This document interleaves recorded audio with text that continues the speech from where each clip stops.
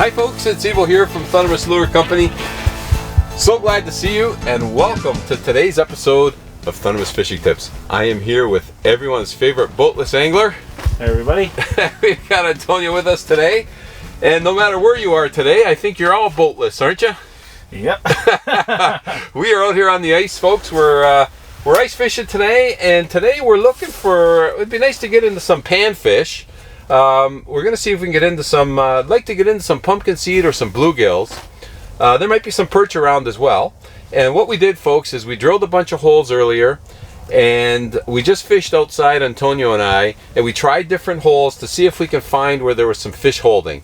And we ended up finding, Antonio caught a real nice perch, and we caught a couple other smaller sunfish. So we said, you know what, let's set up right here. This area seems to be holding fish. So that's how we found the spot that we're fishing today. And hopefully we can get them to come back around, because we just drilled our holes now. And they'll need a little bit of time, I'm sure. When you're using a power auger, you scare the area, but I'm sure we'll get them back around here. And what we're doing today, folks, we're using the Stingnose Jigging Spoon. And I've got a 1/8 ounce on. You got a... Same. 1/8? Yeah. 1/8, yeah. I would have preferred to gone with 1/16 ounce for these sunfish, because that's a smaller size and a nicer size. But what happens is we're fishing 30-35 feet of water, so it takes such a long time to get down there. I like to use the smaller size when I'm fishing shallower. And then the other thing we did is we went and got ourselves some butterworms, and we're tipping the Stingnose with just a tiny piece of butterworm. So what I did is I got my butterworm, and then I just, with a pair of scissors, I just cut a little bit of the end of the butterworm off, and I put that little tiny piece on the Stingnose as my added attraction. So what that does is that's going to add a little bit of scent to the Stingnose. Not that you need it, but it helps, especially if the fish are a little finicky. And the other thing it does is it drags the drop. It changes the fall a little bit. So tipping with a small bait really does work, and it does help. And the thing is, with the butterworms, they are a little expensive, I will say, but you know, you can get 4 pieces out of one little butterworm, so they'll go a long way. You could also use minnows and whatnot, but today, because we're after sunfish, yeah, butterworms is a better choice. It's the better choice. If we were doing perch, we'd go with maybe tip with a little minnow, or no tipping at all. I'd go with none at all. None at all, yeah. Stingnose is so good. Yeah, that's true enough. So we're going to see if we can track these fish back around, folks. We'll give them a few minutes, and hopefully we can get into some fish and have ourselves a great day on the ice. So glad you could join us. You got one? Okay, you got one. I got one too, Antonio. Oh, I got a nice perch. You got a perch? Yeah. I got something decent too. I just set the hook on them. Nice. These little rods doubled over like that. So I guess we're starting to attract them around. And that's the thing, when you're jigging like that, they'll see the flash of the jigging spoon and they'll start to come around. I got a perch too, Antonio. Beautiful. Yeah. Good size. But yeah, I mean, I mentioned once before in a video, it's a borderline size. You can keep any size perch that you want. There's no size limit here in Ontario, but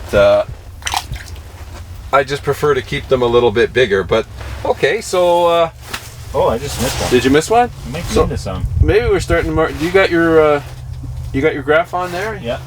Is it marking fish, or? There's a few down there, yeah. Okay, so then they're starting to come back around. So now that's the other thing. The reason I mentioned about the 1/16. There, you got one? Yep.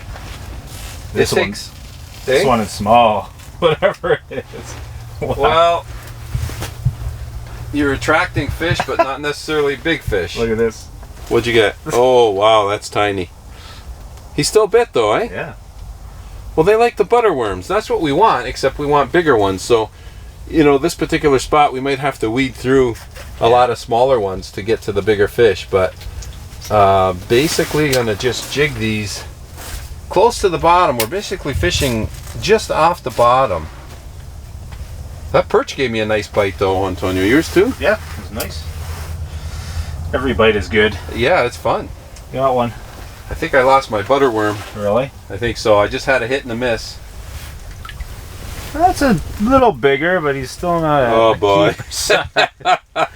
Nowhere near a keeper size. Oh boy. Oh, I just missed one without a butterworm, untipped. Still had a nice little hit there. See if I can jiggle him to come back. Entice that bite. Yep, I enticed it. Yeah, you got Oh, I just lost him. Really? It was smaller. It was funny how you just he was there, and then I just jiggled the Stingnose a bit to just try to entice him to hitting again. Oh, I got one. Got another one? Yep. Oh, feels a little better. Maybe it's another one of those perch. It is not a perch. It's a slightly bigger bluegill. Looks like everyone has gotten a bit bigger. Still too small. Oh, okay, Antonio. This one feels a little better. Yeah? Yeah. Well, compared to some of the others, but maybe not. It's hard to tell. No, it's another perch. Yeah? Yeah, another perch. And see, I have no butterworm, so the perch, they're no problem. They'll hit very easily with no butterworm. So what I'm gonna do, I got my butterworm here, and I need to put another little piece on if we want to get into those bluegills or pumpkin seeds. So I'm gonna cut another tiny little piece of butterworm. I'm missing them over here. You're missing them? Yeah, it must be small. If you're missing them, then they got to be really small fish. Okay, I'm gonna re-tip here. Oh, I just dropped my butterworm. They're so small. Okay, I'm rigged and ready. Back down we go. Yeah, with the 1/16, it just takes such a long time to get down to the bottom. The 1/8 gets down a little bit quicker. If I was fishing shallower, 8, 5, 10, 15 feet, I would have went with the 1/16, especially for these the bluegill and the pumpkin seed. But because we're so deep, got to get that lure down there quicker. Jiggle. Oh boy, Antonio. Small? Well, actually, he's starting to fight now. Oh, I got one. Oh yeah. Double header. Double header. Oh. So we've definitely attracted them. I got a sunfish. There we go. See, the butterworm works, eh? Except, boy, these sunfish are tiny. Mine's bigger than yours. Yeah, okay, yeah, yours is bigger than mine. It's not saying much, though. No, it's not. No, it's not. But, you know, sometimes you have to do that. You have to weed through all these smaller fish, and if you end up with a dozen keepers, you got yourself a good meal. In fact, if you've never seen it, we do have a video showing how to clean sunfish, and you'll be surprised on how much of a thick of a fillet you get off of those fish. They look small, sunfish, but if you got a nice sized sunfish, you get some nice fillets off them. So I'll put a link here for you if you want to check it out. Very easy way. They're very easy to clean, and you do get a lot of meat off of one fish. Well, I think I had a nibble. Did you have a bite? Yeah. Try to jiggle it a bit. Is that what they're into? Well, if you jiggle it, you might entice him a little if he's not that aggressive. So I like to lift it up, jig it up, let it go down. But if you have a hit and it's not so aggressive, you can just kind of jiggle that Stingnose. Just jiggle it a bit. There we go. There you go. Jiggling. It worked. The jiggle technique. It does work. It entices. That's what I'm going to say. It entices the bite. Oh boy, the perch are getting smaller. Ooh, I have a better fish. Finally a little bit bigger, eh? Yeah. We've been getting our small ones. Feels better? Good. Wow, look at this. What do you got?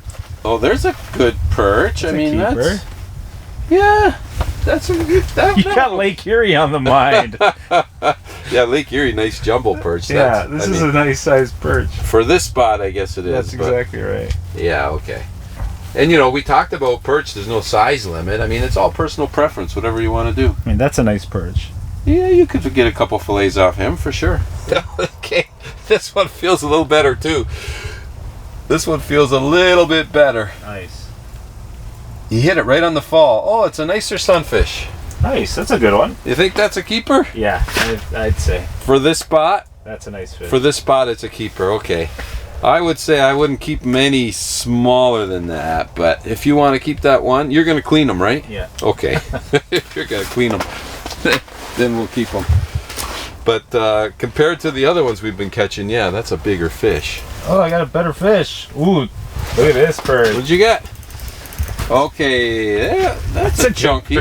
He's thick. That's a thick perch. Healthy, big, thick perch. Big, thick, healthy. Beauty. Not quite jumbo, right? No. But we're not fishing Lake Erie, so... Jumbo's a stretch, but it's a nice fish. Yeah, that'll keep, right? All right, I'm back in there again after that last fish. See if they've come around. Not caught yet. To bite? Yeah, he's coming in. Small perch. Oh, okay. Little guy. Yeah, I lost my butterworm, Oh yeah. so perch aren't afraid of eating that. No, but you need your butterworm for the panfish. You don't need it for the No. sunfish. But it helps. It helps. It actually helps a lot for the sunfish. Yeah. For the perch, oh, that's a better fish.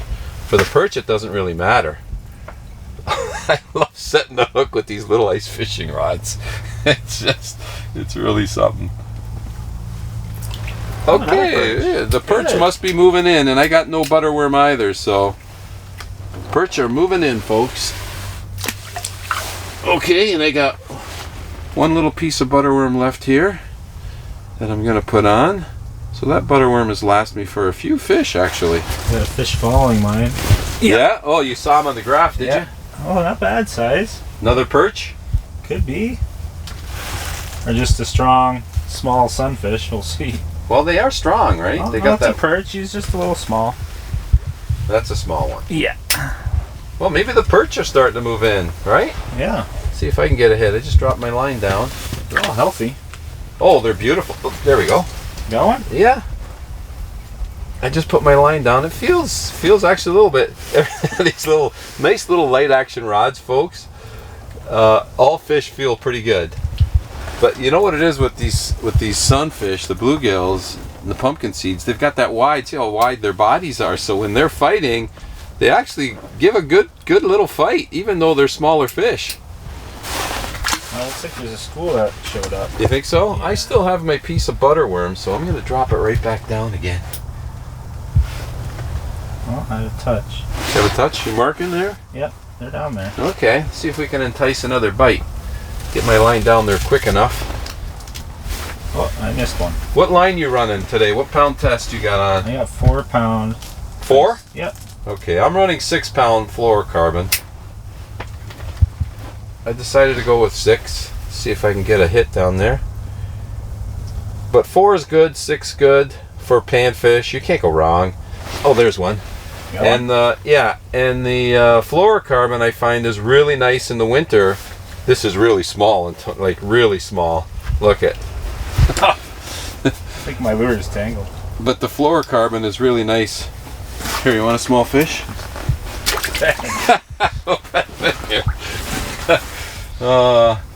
We used to do that all the time, folks. He'd throw his fish in my hole, and I throw my fish in his hole. Some people say that the fish that you release go down there and they spook the other fish. Ooh. How true that is, I don't know. This feels like a better fish. Yeah? Yeah. It's got some shoulders. Ooh. What Here's do you a got? keeper bluegill. You really? First one. Well, I don't know. That's pushing You it. know what? All right. He well, looks big because all we've been getting are small ones, but honestly, that's a small bluegill. Come on. I got another one too. So you know what, folks? It looks like we're going to have to weed through these small fish to get enough for a fish fry. But at the end of the day, it's just all about having fun and spending some time on the water and enjoying our winters. Right? Enjoying our winters. Bluegill, healthy bluegill. And that's what we're doing today, folks. We are enjoying our winters. So we're going to keep weeding through these small fish and keep jigging and just have ourselves a nice day and pass a great day on the ice during the winter weather and just enjoy it out here. So doesn't matter what you're catching, get out there, give ice fishing a try if you haven't tried it yet. It really is a lot of fun. And if you've got a hut, it really does help as well. It cuts down on the wind because today the high temperature is -8 is the high today, which is what, 17 Fahrenheit? Yeah. 17 that. Fahrenheit. So it's going to be a real cold day, but it's not bad in the hut. If you get an opportunity, folks, give ice fishing a try. It's a lot of fun. I want to thank you ever so much for tuning in to today's episode of Thundermist Fishing Tips. As always, folks, until next time, good luck and good fishing.